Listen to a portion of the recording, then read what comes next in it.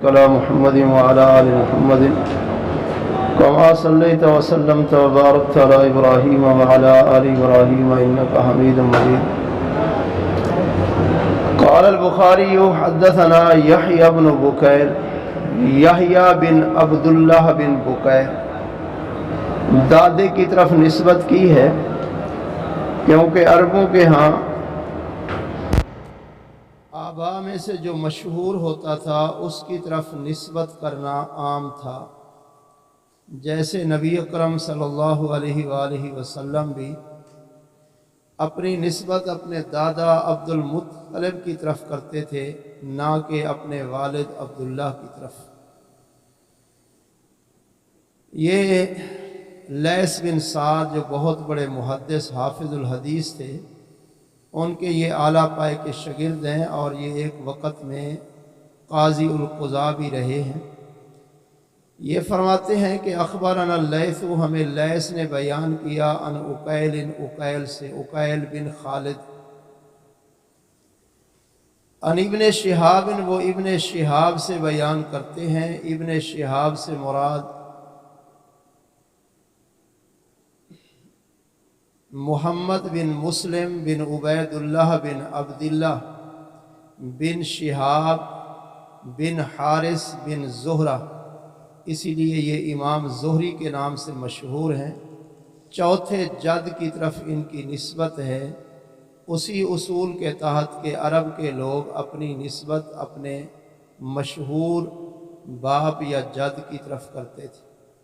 نبی اکرم صلی اللہ علیہ وسلم نے غزوہ حنین کے موقع پر بھی، جس وقت آپ دشمنوں کے سامنے میدان میں اکیلے رہ گئے تھے، تو آپ اپنے سواری سے اترے اور آپ نے فرمایا کہ انا النبی لا کذب انا ابن عبد المطلب.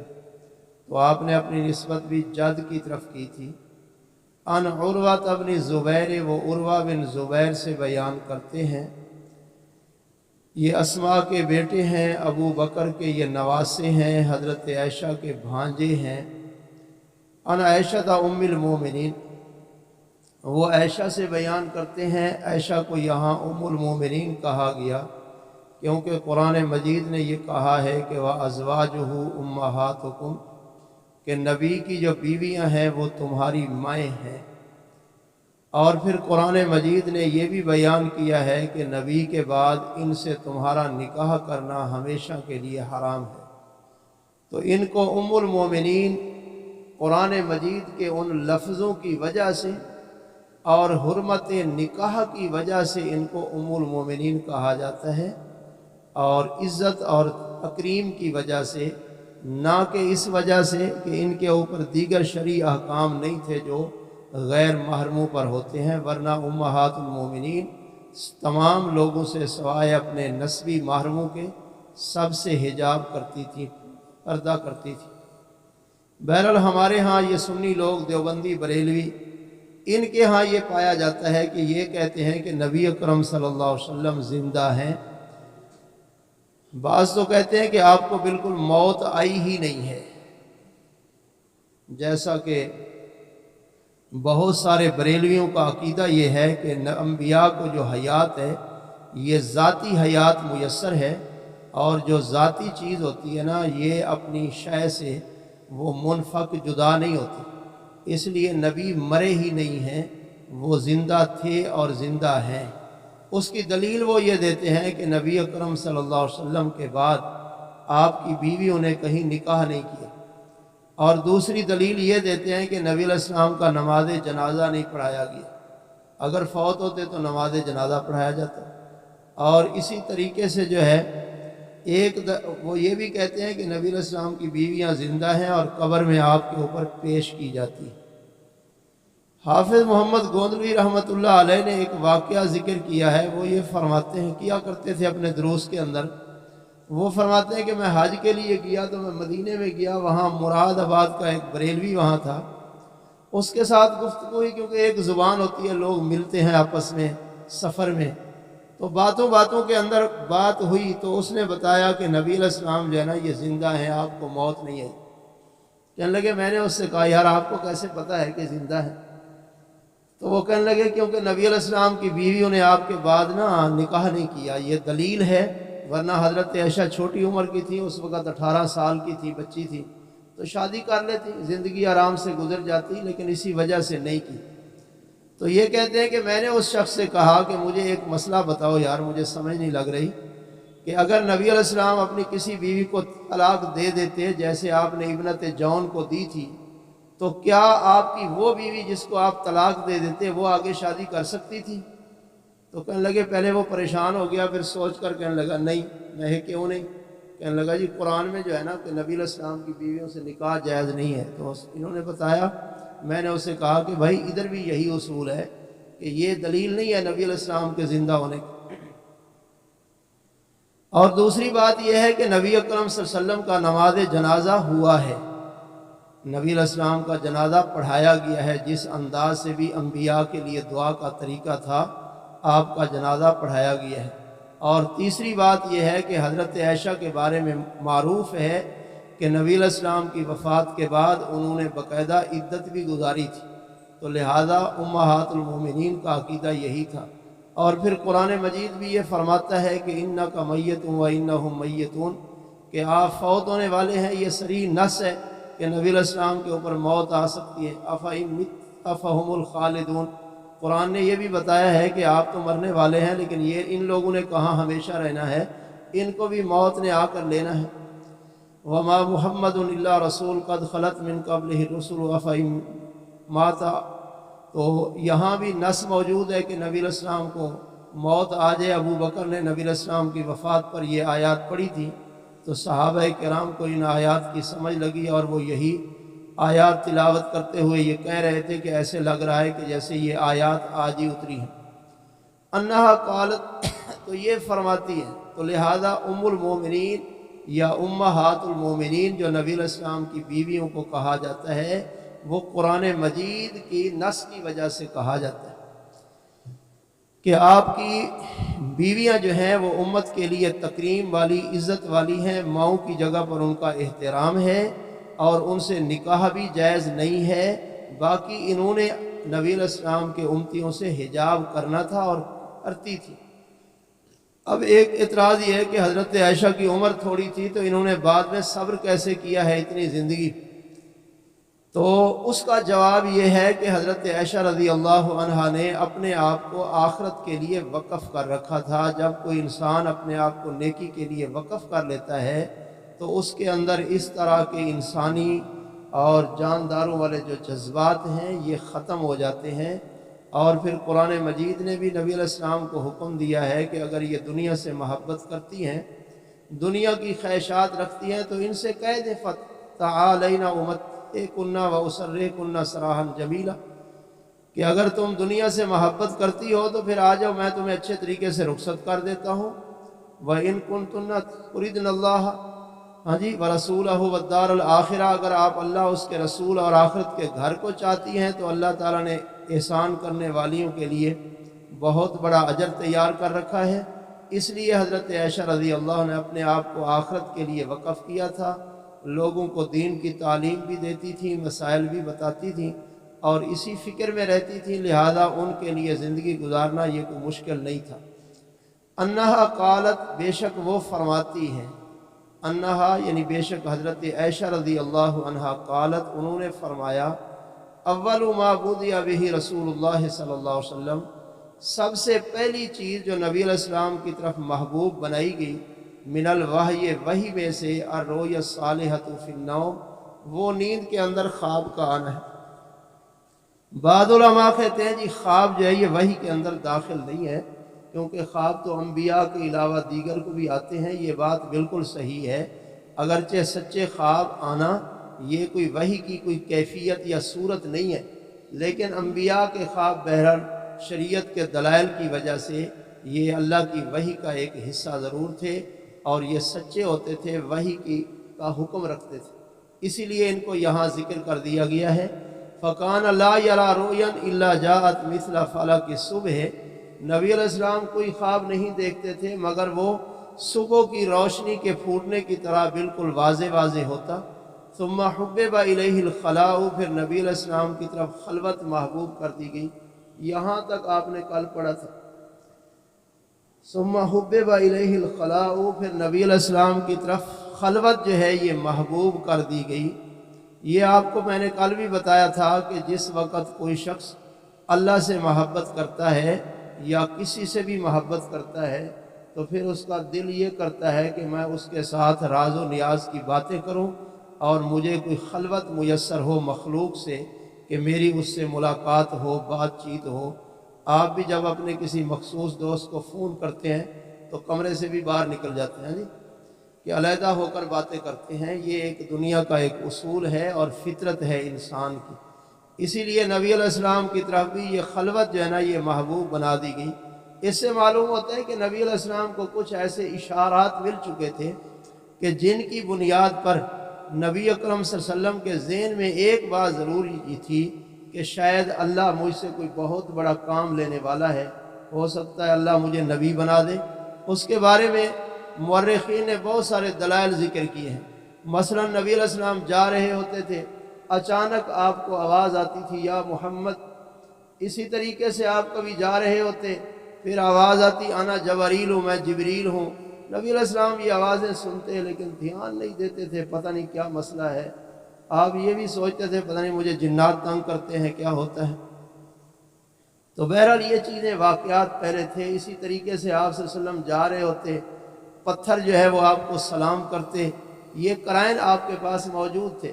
اور ایک مورخین نے یہ بات بھی ذکر کی ہے، حضرت خدیجہ رضی اللہ عنہا نے جو نبی علیہ السلام سے شادی کی تھی، خدیجہ کو بھی کچھ نبی اکرم صلی اللہ علیہ وسلم کے کچھ کمالات وہ ان کے سامنے کچھ واضح ہوئے تھے، لوگوں نے ان کو بتائے تھے۔ ان تک بھی گویا کہ نبی علیہ السلام کے بارے میں اس معاشرے میں باتیں پہلے بھی ہوتی تھی۔ اور بحیرہ رحب جو تھا اس کا واقعہ جو ہے نا وہ بھی تاریخ کے اندر چونکہ موجود تھا، عربوں کے ہاں پیش آ چکا تھا، وہ بھی مشہور تھا۔ اسی لیے حضرت خدیجہ نے، جس نے پہلے ایک خاوند سے شادی کی وہ مر گیا یا طلاق ہو گئی، پھر دوسرے سے شادی کی وہ مر گیا، اور پھر یہ حضرت خدیجہ کی تیسری شادی تھی جو نبی علیہ السلام سے ہوئی ہے۔ تو یہ ساری باتیں واضح کرتی ہیں کہ نبی اکرم صلی اللہ علیہ وسلم کے ذہن میں کچھ اپنے بارے میں ایسی باتیں ضرور پیدا ہو چکی تھیں کہ اللہ مجھے کوئی بہت بڑا مرتبہ، بہت بڑا مقام، کوئی عزت دے گا۔ اسی وجہ سے اللہ کے بارے میں آپ کا خیالات، آپ کی توجہ یہ پہلے تھی۔ وَكَانَ يَخْلُو بِغَارِ حِرَاءٍ یا غار حراء، اس کو منصرف بھی پڑھ سکتے ہیں، غیر منصرف بھی، کیونکہ یہ مکے کے اندر ایک حراء پہاڑ ہے، مشہور ہے۔ اگر اس کے حمزے کو مؤنث قرار دیں تو یہ غیر منصرف بنتا ہے، لیکن چونکہ یہ عربوں کے ہاں ایک عام سا پہاڑ تھا اس وجہ سے یہ غار تھی، تو علم نہ ہونے کی وجہ سے بعض جو ہے وہ اس کو منصرف بھی پڑھ لیتے ہیں۔ وَكَانَ يَخْلُو بِغَارِ حِرَاءٍ، آپ غار حراء کے اندر خلوت اختیار کرتے تھے۔ فَيَتَحَنَّثُ فِيهِ، اور اس غار میں آپ صلی اللہ علیہ وسلم تحنث کرتے تھے۔ ذوات العدد، متعدد راتیں، یعنی لیالی یا ذوات العدد، متعدد راتیں آپ صلی اللہ علیہ وسلم وہاں عبادت کرتے تھے۔ درمیان میں جو جملہ ہے وَهُوَ التَّعَبُّدُ، یہ جملہ بریکٹ کے اندر ہے۔ بعض کتابوں میں تو واضح بریکٹ میں لکھا ہوا ہے، بعض کتابوں میں ملا دیا گیا ہے۔ یہ اصل میں ناشرین اور ناقلین کی وجہ ہے، وگرنہ محدثین کے ہاں یہی تھا کہ جو کسی غریب لفظ کی تشریح وضاحت ہوتی تھی اس کو یا تو حاشیے میں کنارے پر لکھتے تھے ایک سائڈ پر، یا اگر درمیان میں لکھتے تو اسے بریکٹ میں لکھتے تھے۔ آج بھی اصول یہی ہے کتابت کا۔ وَهُوَ التَّعَبُّدُ، یہ درمیان میں یتحنث کی تشریح ہے، اس کی وضاحت، یہ راوی کی طرف سے ہے۔ اللیالی یا ذوات العدد، یہ یتحنث فیہ اللیالیہ، یہ لیالیہ یتحنث کی جو ہے نا یہ ظرف ہے، اس کا مفعول فی ہے۔ آپ عبادت کرتے تھے کئی راتیں، اللیالیہ یہ لیل کی جمع ہے اور ذوات العدد متعدد، کئی راتیں آپ صلی اللہ علیہ وسلم اس غار میں عبادت کرتے، قبل ان ینزل الی اہلہ، اپنے گھر والوں کی طرف لوٹنے سے پہلے۔ یعنی خلوت کے لیے جب غار حراء میں جاتے اور پھر گھر والوں کی طرف واپسی ہوتی، اس درمیانی عرصے کے اندر کئی راتیں گزر جاتی، کئی راتوں کے بعد واپس، راتوں کے ساتھ دن بھی مراد ہے، عربوں کے ہاں یہی ہے، رات ذکر کر کے ساتھ دن بھی مراد ہوتا ہے، اگر کئی دن آ جائے تو دنوں کے درمیان جو راتیں ہوتی ہیں وہ بھی مراد ہوتی ہیں۔ وَيَتَزَوَّدُ لِذَلِكَ، اور اس کے لیے آپ صلی اللہ علیہ وسلم جو ہے وہ توشہ لے کر جاتے ہیں، یعنی باقاعدہ گھر سے تیاری ہوتی، گھر والوں کو بتایا ہوتا کہ میں نے جتنی دیر یہ خوراک چلتی رہے گی میں وہاں پر عبادت کرتا رہوں گا، وہ بھی پریشان نہیں ہوتے تھے۔ یتزود، آپ زاد راہ لے کر جاتے تھے، لذالک، کئی مسلسل راتیں عبادت کرنے کی غرض سے۔ ثم یرجع الی خدیجہ، پھر آپ واپس لوٹتے خدیجہ کی طرف۔ معلوم ہوتا ہے کہ یہ جو خلوت آپ کے اندر آئی ہے، پسندیدگی، یہ شادی کے بعد آئی ہے۔ عبادت کون سی کرتے تھے؟ عربوں کے ہاں اللہ کی عبادت کا شعور تو موجود تھا، کیونکہ اسماعیل علیہ السلام کی جو دین تھا یہ عربوں کے اندر چل رہا تھا۔ ویسے عربوں کے اندر ہود علیہ السلام بھی نبی ادھر عربوں میں گزرے ہیں، صالح علیہ السلام بھی عربوں میں گزرے ہیں، اگرچہ مکے میں نہیں گزرے لیکن یہ علاقے سارے عرب کے تھے، اس لیے ان کے اندر انبیاء کی بات چلتی تھی۔ صرف اتنا فرق پڑ گیا تھا کہ نبی علیہ السلام کی بعثت سے 300 سال پہلے مکے کے اندر ایک شخص عمر بن لوہی پیدا ہوا۔ وہ چونکہ امیر آدمی تھا، تاجر تھا، دیگر ممالک کے اندر تجارت کی غرض سے جاتا تھا۔ اس نے روم وغیرہ کے اندر لوگوں کو دیکھا تھا کہ وہ غیر اللہ کی عبادت کرتے تھے، بتوں کی، تو اس نے عربوں کے اندر بھی بتوں کی عبادت اور اس کے نام کے اوپر جانوروں کا چھوڑنا، یہ رسم جاری کی تھی۔ اس کی وجہ سے عربوں کے بارے میں لوگوں کا یہی خیال ہے کہ یہ قوم شروع سے بت پرست ہے، حالانکہ ایسا نہیں تھا، یہ لوگ دین ابراہیمی کی طرف، دین حنیفی پر تھے۔ اس کی دلیل یہ ہے کہ زید بن عمر بن نفیل اور ورقہ بن نوفل یہ عرب مکے کے اندر رہتے تھے، اور ان لوگوں کے ذہن کے اندر یہ بات تھی کہ یہ جو ہماری قوم بتوں کی پوجا کرتی ہے یہ غلط کرتی ہے، یہ صحیح نہیں ہے۔ ہمارے اندر ایک گھر موجود ہے، ہم کہتے ہیں جس گھر کا ایک رب ہے جس نے ہمیں پیدا کیا ہے، مشکل میں ہم اسے پکارتے بھی ہیں، تو اصل بات یہ کہ اس رب کو ڈھونڈنا چاہیے کہ وہ کون ہے، لیکن ان کو کما حق کو بتانے والا کوئی نہیں تھا، لیکن ذہن کے اندر موجود تھا۔ اسی لیے حاتم طائی کے بارے میں بھی آتا ہے، اور اسی طریقے سے یہ یعنی زید بن عمر بن نفیل کے بارے میں بھی آتا ہے، ورقہ بن نوفل کے بارے میں بھی آتا ہے کہ یہ لوگ غیر اللہ کی عبادت نہیں کرتے تھے، لیکن اللہ کی عبادت بھی ان کو شعور نہیں تھا۔ ہاں اپنے انداز سے پکارتے تھے کہ جو اس کائنات کو چلانے والا ہے ہماری سن لے، یہ ایک الگ بات۔ اور اس کے ان دونوں کے بارے میں تو معروف ہے، یہ مکے سے نکل کر اچھا دین تلاش کرنے کے لیے نکلے تھے، اور ان کی ملاقات ہوئی تھی ایک یہودی عالم سے سب سے پہلے۔ تو یہودی عالم سے گفتگو ہوئی تو ورقہ بن نوفل کو تو اس کی بات پسند نہ آئی، اس لیے اس نے غور نہ کیا، لیکن زید بن عمر بن نفیل کو اس کی بات پسند آئی، اس نے اس کی دعوت کو سنا اور اسے کہا کہ میں آپ کے دین میں داخل ہونا چاہتا ہوں۔ تو اس یہودی عالم نے کہا جی ہمارے دین میں داخل ہونے کے لیے پہلے اللہ کے غضب کا حقدار بننا پڑتا ہے، کیونکہ یہودیوں کے ہاں یہ تھا کہ موسیٰ علیہ السلام کا دین یہ صرف بنی اسرائیل کے لیے، بس یہ ہمارے لیے ہے، باقی جو دیگر اقوام ہیں وہ ہمارے دین میں داخل نہیں ہو سکتی۔ ہاں ان کا الحاق ہو سکتا ہے، لیکن الحاق کے لیے یہ لازمی ہے کہ ہماری نسبت ان لوگوں کو اللہ کے غضب کا حصہ لینا پڑے گا اور ان کو کچھ نہ کچھ سزا ملے گی۔ تو اس لیے ورقہ یہ زید بن عمر بن نفیل کہنے لگے جی میں تو اللہ کے غضب سے تو بھاگ رہا ہوں، تو میں تو اس کو برداشت نہیں کر سکتا۔ تو اس لیے اس نے اس کی بات کو نہ سنا۔ پھر یہ یہاں سے ایک یہودی پادری کے پاس گئے، جب یہودی راہب کے پاس گئے تو اس نے ان کو دین کی دعوت دی، تو ورقہ بن نوفل کو اس کی دعوت کی سمجھ آ گئی، لیکن زید بن عمر بن نفیل نے اس سے بھی پوچھا کہ آپ کے دین میں ہم داخل ہوئیں تو کیا طریقہ ہے؟ تو اس نے کہا کہ یہ ضروری ہے کہ اللہ کی لعنت کا کچھ حصہ لیا جائے۔ تو یہ پھر ڈر گئے کہ اللہ کی لعنت سے بچنے کے لیے، اس لیے زید بن عمر بن نفیل تو واپس آ گیا، لیکن ورقہ بن نوفل عیسائی ہو گیا تھا، اس نے دین عیسائیت قبول کر لیا تھا، جس کا ذکر آگے موجود ہے۔ تو اس لیے عربوں کے ہاں یہ شعور تھا۔ اور زید بن عمر بن نفیل کے بارے میں معروف ہے، جب یہ واپس آیا تو مکے کے قریب ایک پہاڑی کے اوپر کھڑے ہو کر اس نے یہ اعلان کیا تھا کہ اس کائنات کو چلانے والے تیری ذات ہے، لیکن تو کہاں ہے مجھے تیری معرفت نہیں ہے، اس لیے میری مدد فرما اور میں تجھے مانتا ہوں۔ نبی علیہ السلام نے اس کے واقعہ کی وجہ سے یہ فرمایا تھا کہ یہ شخص جو ہے نا یہ جنت میں جائے گا۔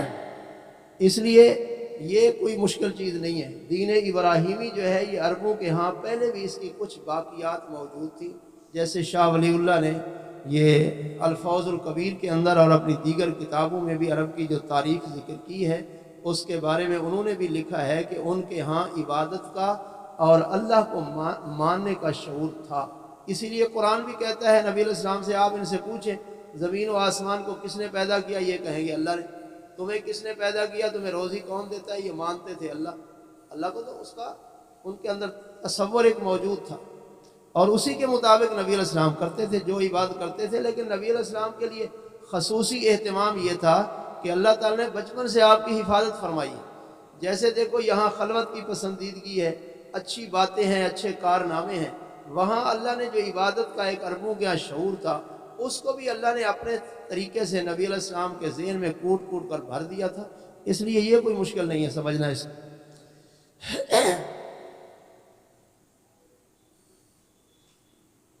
ثم یرجع الی خدیجہ، پھر خدیجہ کی طرف واپس لوٹتے، فیتزود لمثلها، پھر خدیجہ کے پاس کچھ دیر آرام کرتے، 1 دن 2 دن 4 دن جتنے بھی ہوتا، پھر اگلا توشہ تیار کر کے پھر آپ صلی اللہ علیہ وسلم واپس چلے جاتے تھے۔ حتیٰ جاءہ الحق، حتیٰ کہ آپ صلی اللہ علیہ وسلم کے پاس حق آ گیا۔ حق سے مراد وحی ہے، بعض نے کہا ہے کہ حق سے مراد فرشتہ ہے، لیکن زیادہ یہی ہے کہ حق سے مراد اللہ کی وحی ہے۔ حتیٰ جاءہ الحق، حتیٰ کہ آپ کے پاس حق آ گیا، یعنی اللہ کی بات آ گئی، وحی آ گئی۔ وَهُوَ بِغَارِ حِرَاءٍ، آپ صلی اللہ علیہ وسلم غار حرا میں تھے۔ تو یہ پہلی وحی تھی باقاعدہ جو آپ صلی اللہ علیہ وسلم کے پاس آئی اور جس سے آپ کے سامنے یہ بات کھل کر واضح ہو گئی کہ اللہ تعالیٰ آپ کو نبوت دینے والے ہیں۔ یہ بات کھل کر واضح ہو گئی تھی، اسی لیے نبی علیہ السلام پریشان بھی ہو گئے تھے۔ فجاءہ الملک، آپ کے پاس فرشتہ آیا۔ فرشتے سے مراد جبریل فرشتہ ہے جس کا نام آپ پہلے سن چکے تھے۔ اب یہ فرشتہ جب آیا ہے تو انسان ہے، نبی علیہ السلام بھی انسان تھے، گھبراہٹ، آپ گھبرائے تو ضرور ہیں، لیکن آگے فرشتے نے جو آپ کے ساتھ سلوک کیا ہے اس سلوک سے آپ مزید گھبرا گئے۔ زیادہ اس لیے نہیں گھبرائے کیونکہ یہ نشانیاں آپ پہلے سن چکے تھے۔ فجاءہ الملک، تو فرشتہ آپ کے پاس آیا۔ فقال اقرأ، تو اس فرشتے نے کہا پڑھیے۔ فقال، آپ فرماتے ہیں فقلت، تو میں نے جواب دیا ما انا بقارئ، میں پڑھنے والا نہیں ہوں، یعنی مجھے پڑھنا نہیں آتا، میں پڑھا لکھا نہیں ہوں کہ میں پڑھ سکوں کہ تم کہو جی سناؤ سبق، میں کہاں سے سناؤں، مجھے کوئی سبق نہیں آتا۔ فرشتے کا مطلب یہ تھا کہ میں جو پڑھتا ہوں میرے پیچھے پڑھو۔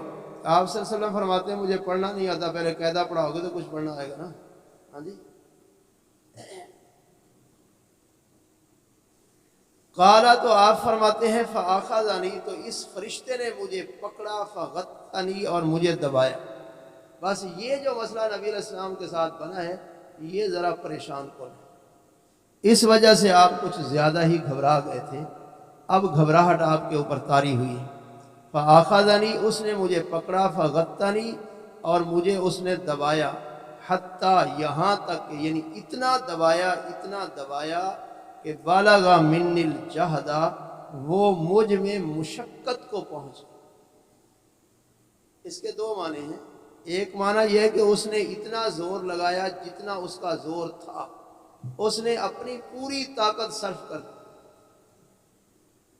تو ایک ساتھی آپ کا اگر آپ کو پکڑ کر دبائے، چاہے اس کے ہاتھ بھی پورے آپ کے وجود کو احاطہ نہ کرتے ہوں، پھر بھی بندے کو کچھ نہ کچھ تو تکلیف ہوتی ہے، لیکن یہ آخر فرشتہ تھا، یہ انسان تو تھا نہیں۔ تو اب یہ ہے کہ اگرچہ وہ فرشتے کی اصلی حالت میں بھی نہیں تھا لیکن تھا تو فرشتہ نا، تو اس لیے اس کا دبانا جو ہے اس کا زور بھی اور ہے۔ اور دوسرا معنی یہ ہے کہ اس نے مجھے اتنا دبایا کہ میں مشقت میں پڑ گیا، مجھے تکلیف ہونے لگی۔ ثم ارسلنی، پھر اس نے مجھے چھوڑ دیا۔ फ़क़ाल अक़रा, कहा कि पढ़ो। फ़क़ुल्तु मा अना बिक़ारिन, मैंने फिर वही जवाब दिया। फ़अख़ज़नी फ़ग़त्तनी सानियता, उसने दोबारा मुझे दबाया। हत्ता बलगा मिन्निल जहदा, हत्ता कि वो मेरे अंदर मुशक्क़त को पहुँचे। सुम्मा अरसलनी, फिर मुझे छोड़ा। फ़क़ाल अक़रा, उसने कहा पढ़िए। फ़क़ुल्तु मा अना बिक़ारिन।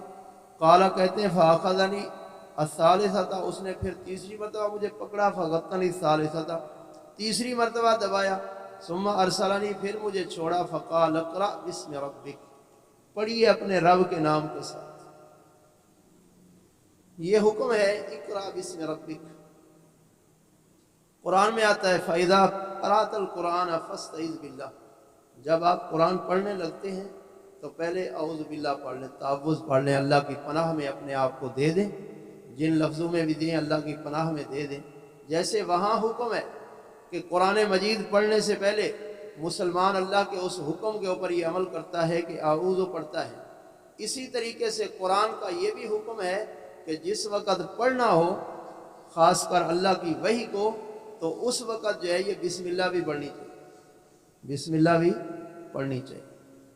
अगरचे ये हुक्म वजूबी नहीं है, लेकिन चूँकि अल्लाह का हुक्म है, कम अज़ कम इस्तेहबाब ज़रूर है।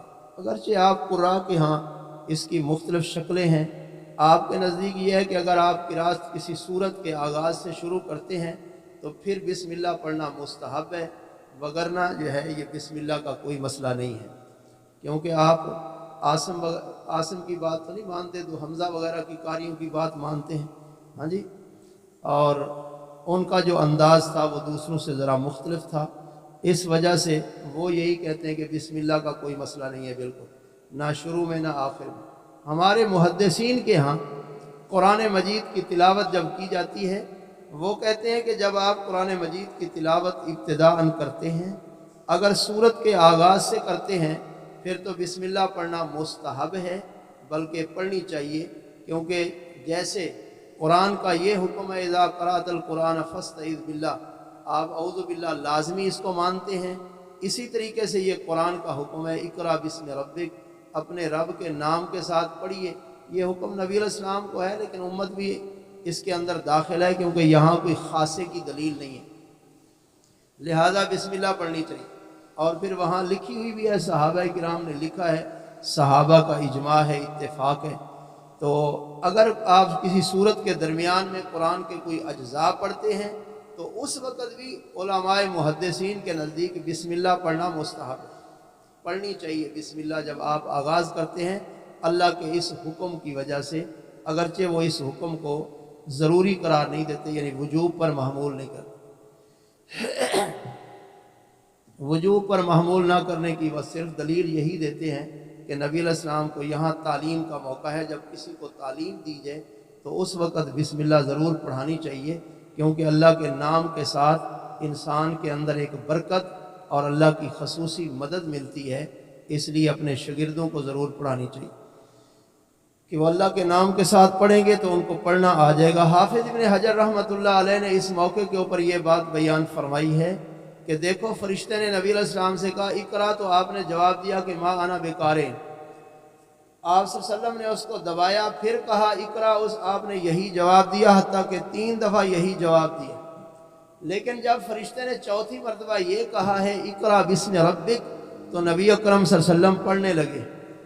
इसलिए वो कहते हैं कि अल्लाह के नाम में इतनी बरकत, इतनी तासीर है कि अल्लाह का नाम जो है ना ये लेना चाहिए। इसीलिए हमारे उलमा ये भी कहते हैं कि सूरत फातिहा जो है ना, इसके शुरू में तो बिस्मिल्लाह लाज़मन पढ़नी।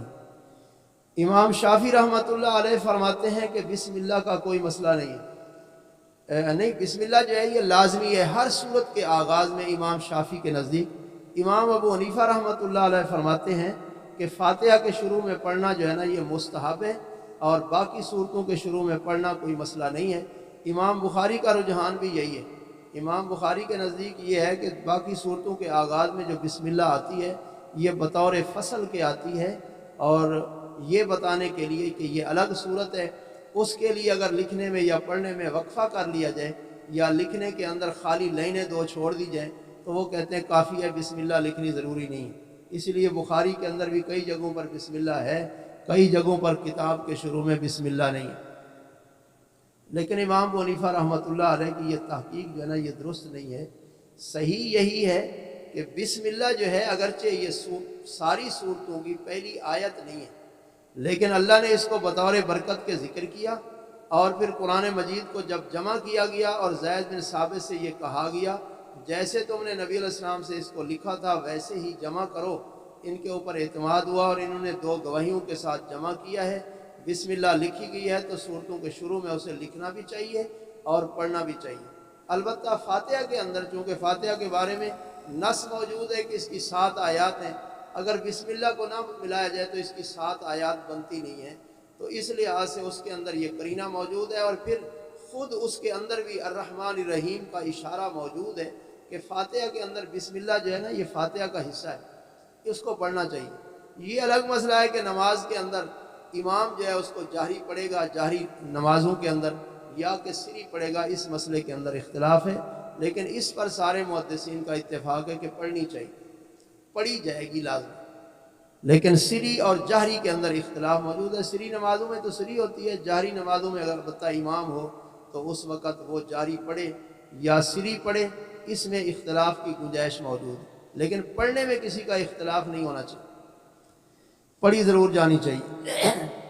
تو حافظ ابن حجر رحمۃ اللہ علیہ فرماتے ہیں کہ یہاں فرشتے نے نبی علیہ السلام کو دبایا ہے، تو یہ ایک تعلیم کا انداز ہے کہ استاذ کو یہ چاہیے کہ طالب علم کو ہمیشہ سبق کی طرف متوجہ کیا کرے، تو متوجہ کرنے کے لیے اگر شاگرد کو ڈانٹنا پڑ جائے تو اسے ڈانٹا بھی جا سکتا ہے اور اسے ادب بھی سکھایا جا سکتا ہے، اگر اس کے اوپر سختی کرنی پڑ جائے تو سختی بھی کی جا سکتی ہے، لیکن ایسی سختی جو اس کو تعلیم سے متنفر نہ کرے بلکہ تعلیم کی طرف راغب کرے، یہ بات ضرور ہونی چاہیے۔ اقرا بسم ربک الذی خلق، اقرا آپ پڑھیے بسم ربک اپنے رب کے نام کے ساتھ، الذی خلق جس نے پیدا کیا۔ اب یہ اللہ کی صفتیں ہیں، آپ پڑھیے رب کے نام کے ساتھ، تو آگے کہ کس رب کے نام کے ساتھ پڑھنا ہے، کیوں پڑھنا ہے، مقصد کیا ہے، اور نبی علیہ السلام کے اندر رغبت پیدا ہو اس تعلیم کی، اس لیے آگے اللہ کی صفات کا ذکر ہے، اس کی قدرتوں اور اس کی قوت کا ذکر ہے کہ اللہ کتنا طاقت والا ہے اور کیسے اس کے حکمت والے کام ہیں، ان چیزوں کی طرف اشارہ کرنے کے لیے اگلی آیات کے اندر اللہ کے ان اوصاف کا ذکر ہے۔ اقرا آپ پڑھیے بسم ربک اپنے رب کے نام کے ساتھ، الذی وہ رب خالق جس نے پیدا کیا، یعنی وہ رب جو تمہارا خالق ہے۔